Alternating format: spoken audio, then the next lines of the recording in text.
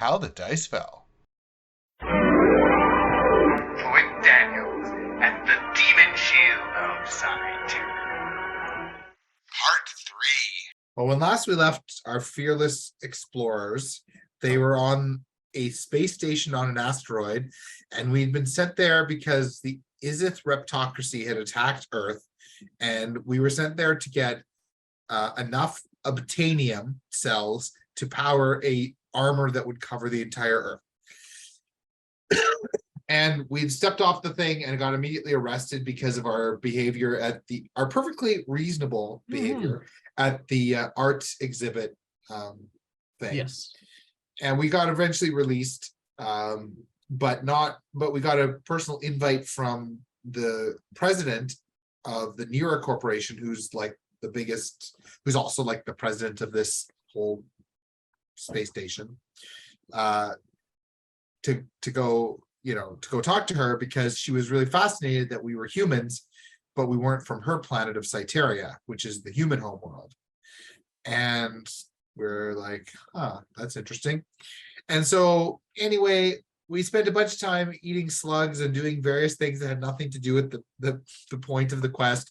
But eventually it was decided that yes, we're going to go see President Nera, and that's basically where we left off.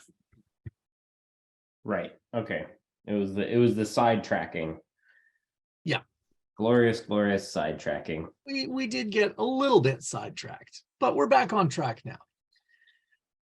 Yes. So our next subquest was we were some physical distance away from the building that we wanted to go to. And we needed to traverse this physical distance in a amount of time. This was Brian's greatest challenge. I don't know if it was a great challenge for anyone in the party, but it was Brian's greatest challenge. It was a great challenge in that I became very frustrated at the obstacles. The party enjoyed the obstacles, it seems. Yes. Go from A to B, huh? Yeah, and it was a straight line, and we could see the destination. It was like, it's a tall skyscraper. Yeah, it was right there, and there was a road that led. We didn't want to walk because it was going to take like 4 hours. So we got it. Yeah, that's what the guy said. So we got like a taxi, and Pill was like, we shouldn't waste our credits. We don't have enough. We're like, it can't cost more than like a credit to take a taxi if it costs like 100 credits to get a cell of obtanium. And I was like, yeah, it may cost a credit to take a taxi, but what if we need to take 1 million taxis? Then we're all out of credits. Well, and what if we have enough to power the whole world with a shell, except for like there's just like this one spot over like. It's just a credit. And what if it's over your mom's house? That's the one spot that they can kill. We did discuss at great length whether we would sacrifice Australia. We figured if we had to leave a hole in the armor, it would be over Australia, because they're used to suffering. And if the Izith take the, and they're used to holes being over their atmosphere already anyway, right? Yeah. And they already know how to be Mad Max. So yeah. Flint was like, we can ship all of our criminals there beforehand, and then which actually led to some great on the fly world building, because that's kind of how the setting works. And we determined that while we joked about Australia being all criminals, it's still just like how it is today. Like, it's not all criminals. We just like to joke about that. But then we got talking about North Korea and how it actually is now a perfect utopia, and they keep us all out, and Kim Jong-il is still alive, and he discovered the secret to not dying, and we all wish that we had bought into their propaganda, but nope, now it's too late, and we're not allowed in anymore. Yep. We should have believed them back in the 20th and 21st centuries when we had the chance. But now it's too late. Now they're Wakanda. Yeah. Yep. So anyway, that was just a little bit of on the fly world building, but we hailed this taxi, and this was this was the worst thing ever, at least for Brian, because this taxi driver wanted to talk to us, and Robert was just going on and on. He had this guy who's like, well, you know, people always say that I keep talking and talking, and you guys are really nice. None of you have told me to shut up yet. But anyway, let me tell you. And people started asking him, like, oh, tell us about the town. So he's like, oh, this building is this. And Robert's going on and on. Oh, and here we have the crime district. That's where you go if you want to commit a crime. And Robert confessed later that he just made that up off the cuff, but then it was just like we latched on to the crime district. We ran, yeah, and it was like, yeah, that's, you know, if they have, there's no laws there, so if you want to commit crimes, you just go there. It's like when games like have the server where they detect you're a cheater, and so then they just put you with all the other cheaters, and it's like, whatever, you can cheat all you want with other cheaters. So, but anyway, this guy just kept going on and on, and just when it seemed like it was going to end, Lieutenant Hawking said to him, you know, you seem like a master of small talk. Could you tutor me? And so then he went on a whole other rant about how to small talk and this and that. And the party wants to fail. It's just no other really, it didn't cost us anything, because I mean, the taxi ride was basically free. And as far as like, you know, it saved us in game time, right? Like it cut down from walking 4 hours to driving for 20 minutes. Right. It only cost us time in real life, having to sit and listen to Robert talk for this guy for like ever. Yeah, I feel like it was probably 10 minutes of real time. This guy rambled on and on. Yeah, it taught someone how to small talk. Yeah. Because Hawking needs advice on how to do human interactions effectively. So did Hawking gain some small talk skills? Yeah, I mean, actually, I didn't really get to use them yet, but I definitely, you know, he's emulating his style as best he can. So nice. So eventually we got to our destination, to the building. Let's see what happened next. It's hard to think past that endless ride. We got there was a security desk. The guy, I forget, he was some kind of weird alien. He looked like a cyborg maybe. And he asked us if we had an appointment. And we said, well, Nira sent us an invitation. So we don't exactly have an appointment, we have an invitation. And then he looked up something and he asked our point of origin, as they always do. And he was like, oh, you guys are the humans from that other weird planet from Earth, was it? Oh, yeah. She wants to see you for sure. Really interested to see humans from another planet. So we went up and we had this really long elevator ride. And I think the reason Robert was encouraging us to have like some kind of conversation, because I think he had some specific elevator ride music picked out that he wanted to play the whole track of. But we were just like, we had nothing to say. So we just kind of, I should have used that time to do my small talk. I'll say that I did. That's probably Hawking emulated that guy's small talk, but I didn't actually do that at the session. But and we get up to Nira's office, and yep, she's human. She just was like, oh wow, you really are humans. And what was the planet you said you were from? Earth? And we had Flint Daniels do the talking, and he was like, I'm Flint Daniels, Space Ranger. We give you greetings from Earth. And she's like, Earth? I've never heard of it. He's like, really? Didn't you hear my communication about Earth? And she's like, oh yeah, that communication about some planet that was all about like harmony and some such thing. I just kind of ignored it because I was like, whatever, it's some planet. I didn't realize it was humans that were on it. I remember that everyone heard that and then just went back to their normal lives. But and we got talking about like, okay, well, we'll do some genetic tests on you. You do some genetic tests on us. Let's make sure we're both really humans. Da, da, da. There was also, she had an assistant. Yes. Teeb. Was it Teeb? I think Teeb. Yeah, was Teeb. Yeah. Teeb.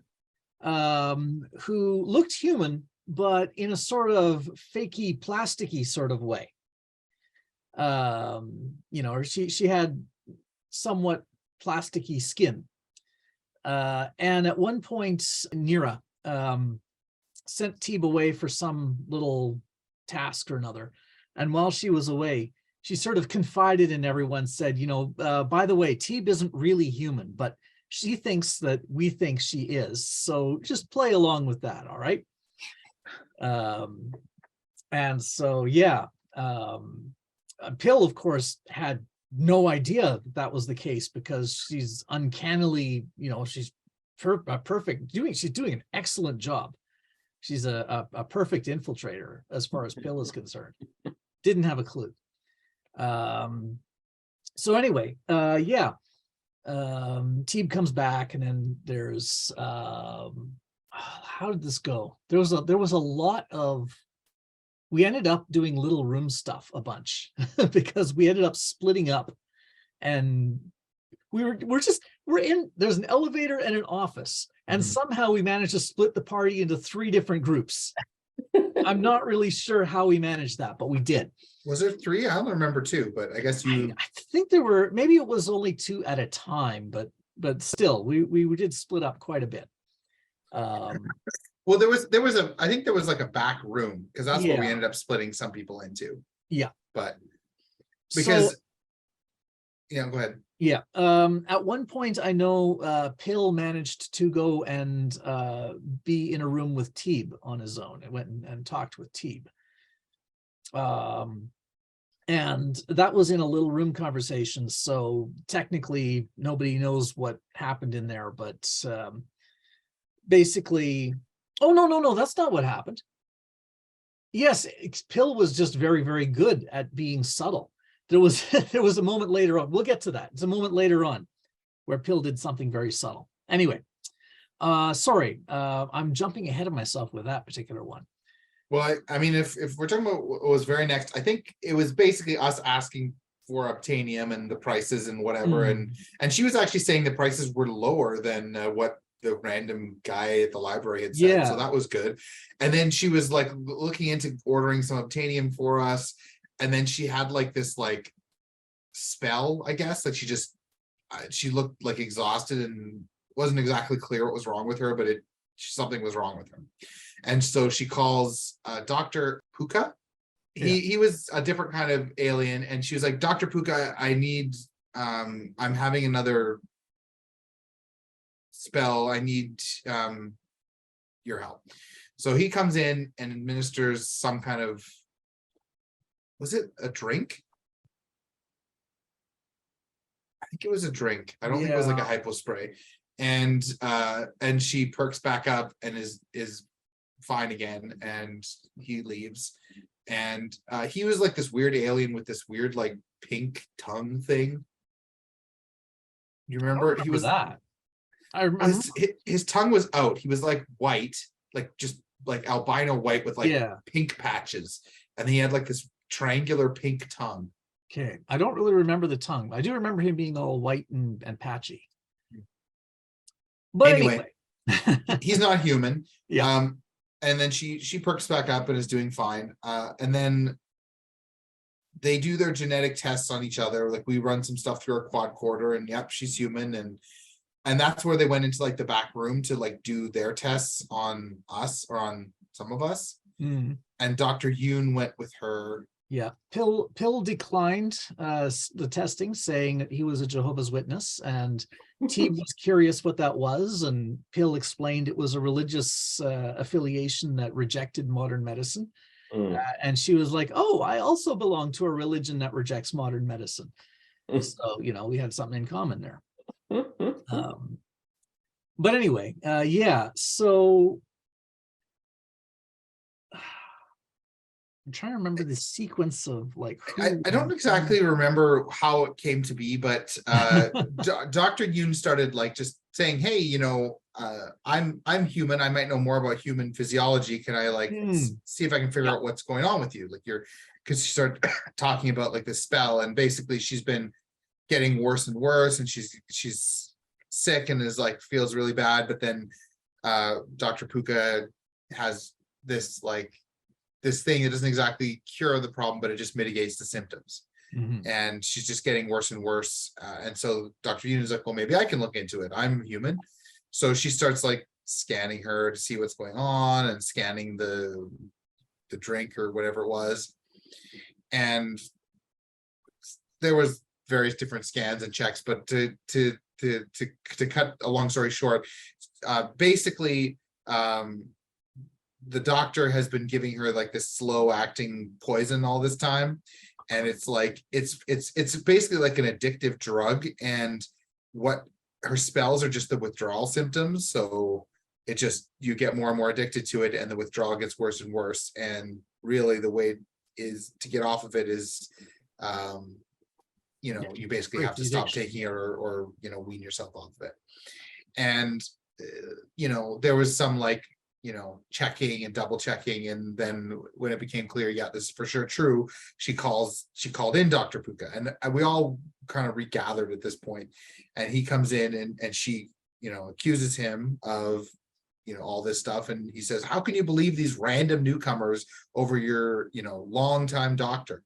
And she's like, well, I mean, I've known you for 10 years, but it's not like I've known you for 50 years. And look at all this evidence. And, you know, he kind of eventually does the, well, you got me kind of like, well, you know, fine, or, you know, whatever. Fine, I'm evil, but what are you going to do about it? Yeah. And then she was like, wait a minute, because her husband used to be the president of the New York Corporation, and he fell down an elevator shaft 10 years ago. And she's like, yeah, I hope it wasn't you that killed my husband all those years ago. And he was just like, and she's like, how could you killed my husband and now you're trying to kill me? And he's like, oh, and if it wasn't for these meddling kids, I mean, meddling outsiders, I would have gotten away with it. You would name me the successor to the Nira Corporation. Frankly, I don't think he would have got away with it, because he's really bad at this. I mean, I'm amazed he went 10 years without being discovered, because the moment we're just like, hey, we think you might be poisoning her, he's like, yeah, and also I killed her husband. Whoops. He was obvious to Pill. Anyway, while all of this was going on and being all super dramatic and soap opera-y, Pill does the subtle thing. He passes a not a note, but it's sort of a module or something to T. You know, hands her some small device or something like that, a small thing. And then she hands him one back. And nobody saw, because they were all busy focusing on this ridiculous drama.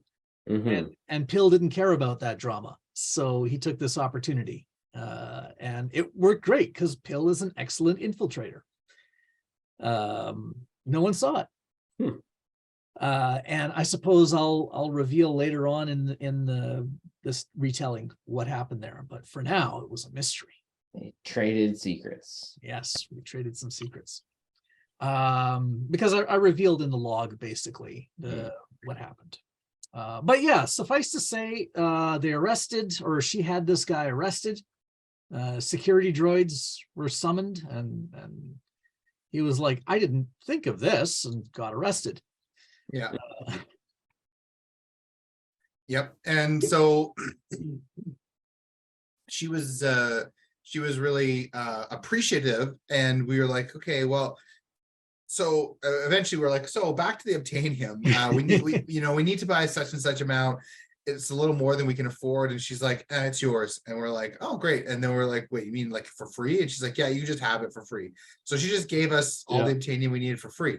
And we kind of discussed this later, but then we were like, wait, why are we going home and giving all these credits back? We can just like spend them and then say, well, it cost all of our money, but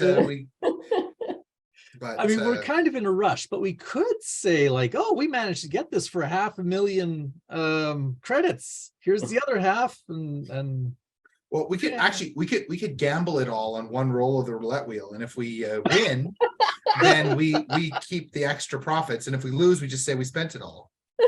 Win-win. I suppose that is the perfect crime. We could do that real quick on the way home. Yeah, let's suggest that when we convene. Yeah, It's the perfect way to launder the money. We'll either lose it all, in that case, we legitimately go back with nothing. Or, yeah. Spend a million space credits on, though. I don't know. I don't know, but I'm sure we'll find something. Well, in any case, Maybe we could buy another one of those drinking birds for the we got the obtainium, so that's good. And we chatted with her about Syterria, which is the planet she's from, and as far as we could tell, she's just legit says, yeah, that's the human home world. That's where humans are from. She's never heard of Earth before, and we had like a human cultural package with us, like, you know, with a bunch of, you know, stuff like Seinfeld and whatever on it. But Flint is always very adamant that the Mona Lisa is on the cover. Yeah, it's basically a big cultural database with like the Mona Lisa and Seinfeld and whatever else is the height of human achievement, and it basically just an example of human culture. But they didn't have one of those for Syterria on just to give us, so we couldn't get anything back. But they said they would. She said she would send us something eventually, but we gave her the Earth package, and there was lots of discussion about how we traded genetic material and gave her our package and all this sort of thing. But yes. Flint had this huge package that he likes to show off. And he likes to exchange genetic material with alien princesses. And a CEO is kind of like a princess. So anyway, I mean, that did lead to that did lead to a discussion. Well, I don't know if this really happened or what, but with Pill, because first Yoon was giving a prescription for a treatment plan for Nira on how to get off the drug. You know, like she was like, insert real doctor's treatment plan here, which involves slowly weaning yourself off the addictive thing at the appropriate rate, and but then somehow, with all this discussion of trading genetic material, somehow Pill got in his head that he had been given a prescription for trading genetic material. I'm not exactly sure. We started discussing. It was a question that was raised. Was romance right? That's right. That was a question we have our characters had. We talked about that on the walk back to the ship. That's right. Yeah, on the way back to the ship. And when Pill was asked what romances he had, he's not Richard Pill, so he doesn't have that Canadian girlfriend that he simulates reproduction with. Right. It's Ricardo Pill. And so in order to make sure there were no loose ends to question or anything like that, he was like, oh yes, as due to a congenital birth defect, I am sterile, and therefore I have never had a romantic relationship. And everyone's like, you don't have to be fertile to have a romantic relationship. And Pill was just adamant that he was sterile, so no romantic relationships. And so Yoon wrote him a prescription for a romantic relationship. At least that was Pill's interpretation. Yes, I think that was Pill's interpretation of what happened, but it's and then later on, Chumley was complaining about how his ancestral home had been turned into a bed and breakfast. Because they were like, I can't believe you took your ancestral home back from your descendants. And he's like, well, they had turned it into a thing called a B and B. And he'd mentioned, and I was there, and I am pretty sure some of the couples staying there were unwed. And so Pill interpreted that as a bed and breakfast. Oh, that's a brothel. And I have a prescription here. I could fill it at your ancestral home. So yes. Anyway, well, that's gonna go nowhere. Yeah, I mean, I think just to answer your question of what really happened, I think it was more just along the lines of Eunice, like, oh, maybe you should consider having a romantic relationship. And Pill walked away hearing that it was a prescription. So Yep. Right. Yeah. So Better than true. yeah. So anyway, we headed back to the ship with the B cell, with all the obtain. Actually, she gave us more obtainium than we needed. Even not only was it free, but we got 110 cells. And so I had an idea, and I think we'll go along with this. Why don't we shove one of these B cells in the reactor of our ship, and then we won't have to crack canisters on the way back. It'll make it an easier trip. And so as the engineer, I drew the card, but I didn't look at what it was. I just showed it to Robert. So only he knows if I successfully connected this thing. Yeah. And the other thing to note is she'd warned us, whatever you do, don't open the cells. Yes, that was important. If you, she showed us a cell, it's just basically like a glass, probably not really glass, but a glass looking container with this like purple, I think, crystal inside. Blue? Yeah. It's a crystal inside. And she said, don't open it, because if you open it, it'll give you like horrifying nightmares, and people who have these nightmares, they just keep persisting and they keep thinking they're like seeing nightmarish prophecies of the future. And so another cognito hazard. Yes, we started investigating it and looking into it, and we basically figure out that yes, this is the exact same kind of crystal. It's giving off the same energy signature as that as the crystal brain on the hamburger planet, that we call the night. It's now called the hamburger planet. It's planet Gozen 6. The planet of there were these animals there that at one point Robert described them as having hamburger feet. Right. Because they had big blobby feet. Like blobby feet.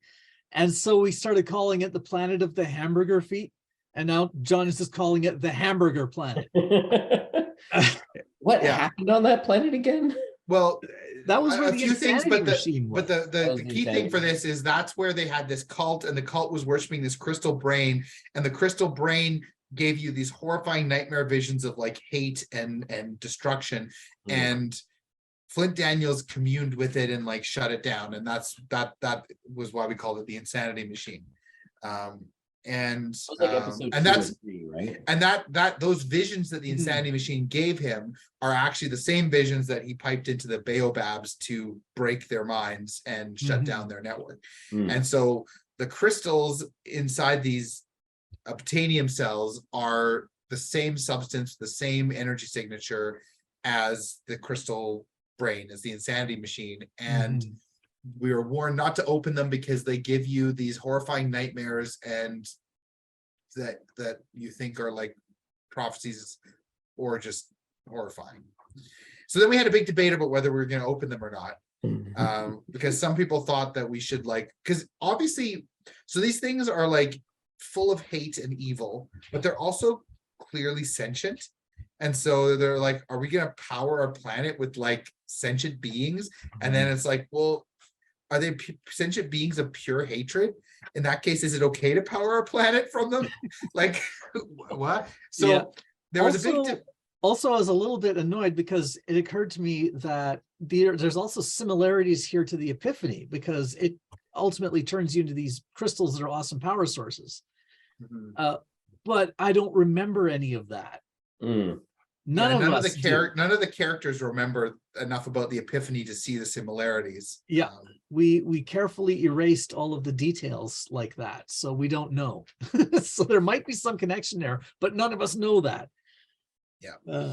So we had this big debate, and ultimately it lasted a long time, and ultimately it came down to a vote, and the vote was the Earth is under attack, so let's consider the feelings of these beings after we save the Earth.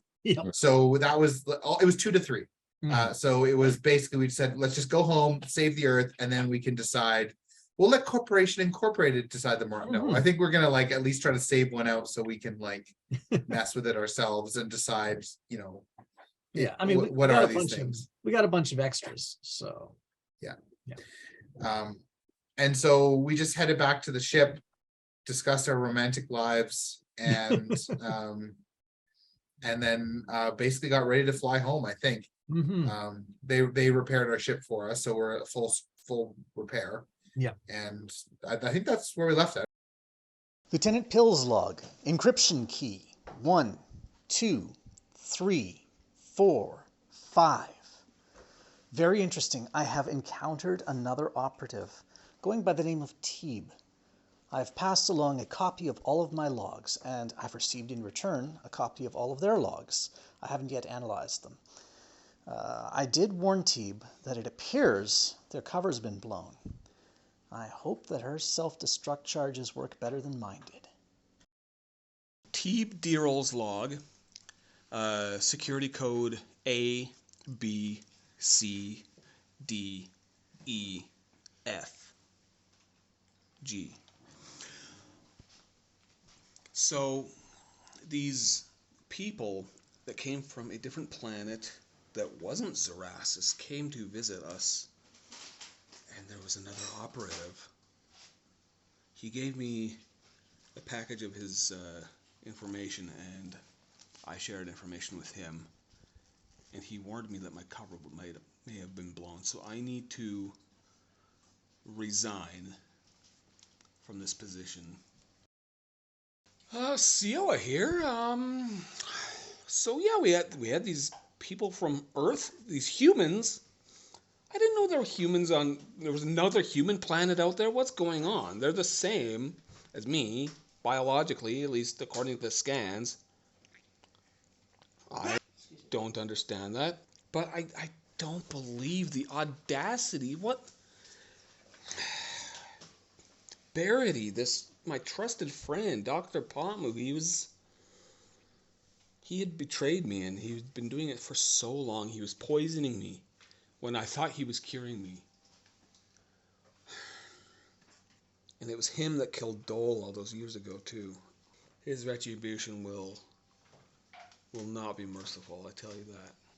And then one of these humans was, he was the same. He seemed pretty similar to what Teeb was, so I wonder what he's doing with them. That's interesting. I wonder if they know. Engineering officer's log. Wow, Syterria had a really nice smile. Medical officer's log. We have met the other humans here, and human one, and yeah, the scans show that she's human and just like us.